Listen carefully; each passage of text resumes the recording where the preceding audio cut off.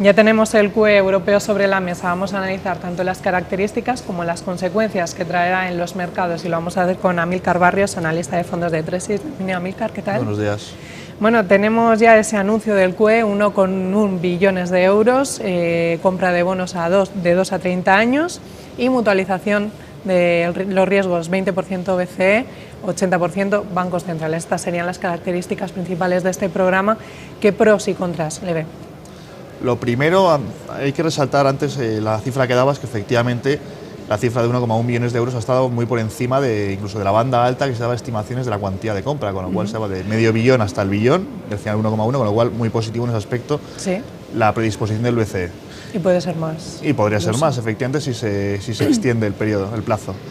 Los pros y los contras. Realmente, pues los pros parecía que era una medida un tanto necesaria en la zona euro por dos razones principales. La primera, que era restaurar la confianza, la endeble situación económica de la zona euro, y luego la segunda, que era, como no, revitalizar la inflación y de alguna forma pues tratar de evitar la deflación oficial. Cierto que en algunos países como España pues estamos ya en inflación negativa hace varios meses, pero incluso la zona euro ha caído también en diciembre, pero sí que es verdad que también todavía no estamos en deflación.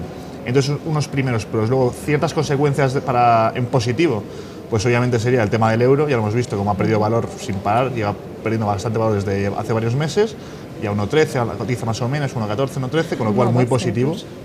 1,12, muy positivo de cara a generar competitividad para las empresas europeas. Y luego también, aparte de todo el tema del euro, también el abaratamiento de los costes de financiación de las compañías respecto a con tanta liquidez, pues obviamente eso que ganamos las compañías. Y luego, por otro lado, los contras, por supuesto. El primero, pues la mutualización que decías antes, obviamente, pues en un entorno en el que vamos hacia una unión, aparte monetaria, también fiscal, pues obviamente como que queda ahí una cierta duda. Y luego también otra pequeña duda que no se comenta tanto como el tema de la mutualización, que sería el estar comprando las posibles pérdidas de estar comprando títulos en terreno negativo, que también puede ser una pérdida para los bancos centrales, o europeos o nacionales. Por ejemplo, Alemania, entiendo que es a lo que se refiere, ¿no? ¿Qué problemas precisamente o qué causas puede llevar esta escasa mutualización, ese 20% de riesgo que asume solo el BCE, el 80% cae sobre los bancos centrales? Un poco también para que se aprieten las tuercas, no hay los gobiernos, los bancos de cada país, pero ¿qué consecuencias puede traer?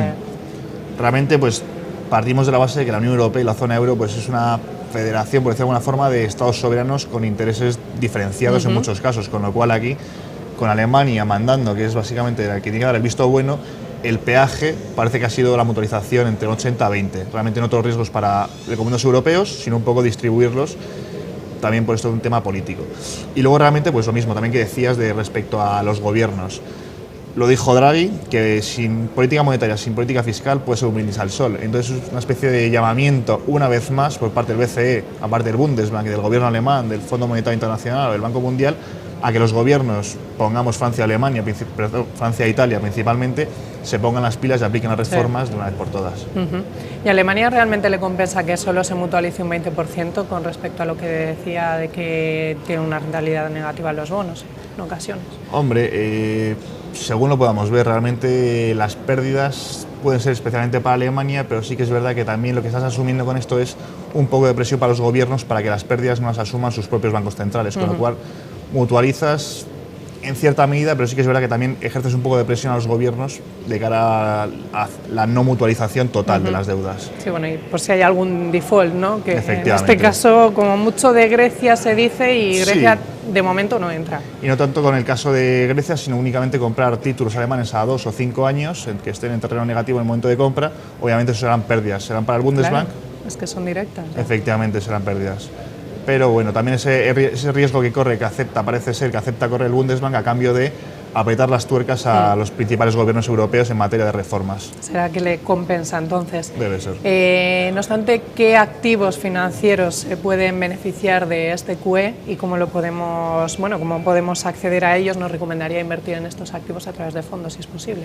Pues tenemos como activos beneficiados, podemos tener tanto renta variable como renta fija. En caso de renta variable, lo primero es pensar que en el MSCI Europe la mitad de los ingresos de las compañías vienen de fuera de Europa, con lo cual un euro más barato obviamente impacta en márgenes, en beneficios, y ello debería trasladarse a las cotizaciones, debería.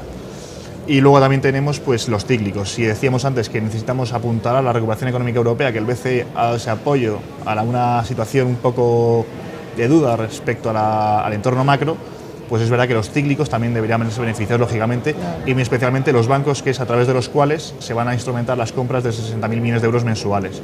Lo cual tenemos exportadores, tenemos cíclicos y luego dentro de cíclicos tenemos bancos. Eso en renta variable. Y en renta fija pues tenemos las dos patas, tanto pública como privada. En el caso de la pública, pues obviamente cuando los activos que más van a comprar son los de deuda pública soberana, los de deuda soberana o deuda pública, pues obviamente una demanda superior afectará en precio al que lo tenga el comprado. Y luego también la parte de corporativos, porque al fin y al cabo el índice de renta fija corporativa europea está compuesto en la mitad por bancos, al 50%, con lo cual, si antes hablábamos de lo beneficioso que es esto para los bancos, razón de más para invertir en renta fija corporativa europea. También abaratará los costes para la renta fija corporativa. ¿Alguna idea de fondos para acceder a estos activos? En algún caso en concreto, en renta fija corporativa o en renta fija, pues podríamos tener Morgan Stanley Eurocorporate, por poner ejemplo, un fondo que también, selección pura además, pero también con el top-down. Por supuesto, lo más importante en este caso sería tener ese 50%, si no similar, de exposición al sector financiero europeo. El QE también reduce la rentabilidad que aportan los bonos, la deuda soberana. ¿Ven valor todavía en la deuda soberana europea? En algunas regiones periféricos siguen siendo los que más están. En estos momentos, lo primero antes de meternos en región o país es pensar una vez más en la inflación en negativo, en el caso por ejemplo de España. Entonces tenemos la inflación en negativo con el bono ofreciendo todavía, bueno, ya por debajo del 1,5% de rentabilidad, pero hasta hace poco 1,5%. Entonces ahí los tipos reales siguen siendo atractivos en esos términos, o sea, gracias a la inflación negativa. Pero luego en cuanto a región o país, obviamente preferimos en estos casos la duración, fondos con duración, preferiblemente en periferia, respecto a Alemania, por el riesgo asimétrico que tenemos al comprar deuda alemana en terreno negativo, las pérdidas que podríamos asumir a futuro. Comentaba antes usted que los bancos son algunos de los componentes que más se benefician de este QE, precisamente como se pretende volver a reactivar el crédito, que se vuelvan a lucrar por ese prestar dinero, dar créditos, a lo mejor ya reducen un poco su interés por la financiación privada, por captar depósitos, podrían verse reducidos también lo que aportan los depósitos, que ya de por sí es poco. Sí, desde luego nuevas medidas de flexibilización monetaria pues van a afectar a los depósitos.